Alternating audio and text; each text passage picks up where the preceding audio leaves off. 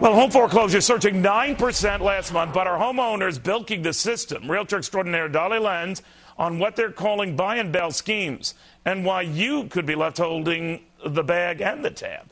That in a moment. Then people are buying new homes, then letting the bank foreclose on their old ones. Why Uber realtor Dolly Lenz says you'll be footing the bill.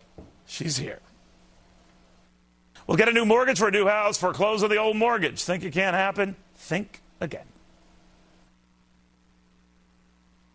You know, mortgage rates have never been lower. The average for a 30-year fixed-rate loan right now is 4.44%. You know, when I got my first house, I think that was my average rate per day.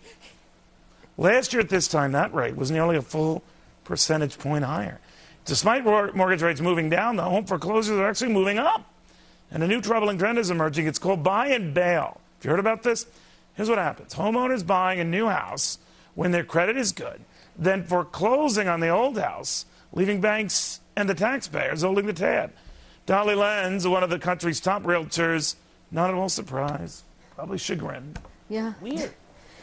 Yeah, not so weird. People are trying to get around rules or trying to make themselves, put themselves in a better light, in a better position, and that's what that's really about. All right, but you're living in a house you can't sell. Right. So you figure, I'm going to roll the dice, buy the house that I really want, then bail on my old one.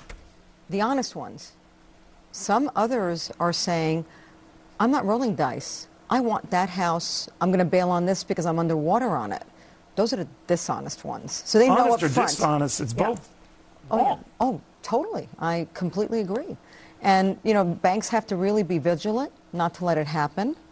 But well, how would they be aware? They're aware after the fact, right? Yeah, but unless you sign a note saying, I'm not going to do that. Doesn't pass a smell test, though. You know, often these houses are in the same neighborhood as a house you're selling or you own already. Often the houses are the same size. Yeah, but why doesn't a lender say, why, we think this is odd? Yeah. You're keeping the house you have, and you're buying a house down the road? Yeah, and they're saying, oh, I'll rent it. You know, they're coming up with an answer, but it doesn't pass a smell test, and they have to go a step further. Obviously, they're getting away with it.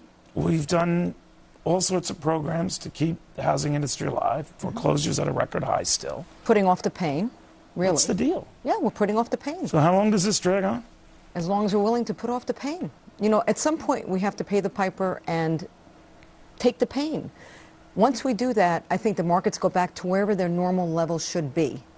And yeah, but already some of the key markets are down 40, 50% from their highs. Yeah. You had told me that some of them are going to be looking at another double-digit hit. If that were the case, a home just isn't a good investment. No, if that were the case, a home isn't a good investment. But clearly the buy and bail people think a home is a good investment. Otherwise, they wouldn't be buying something else. They would just bail.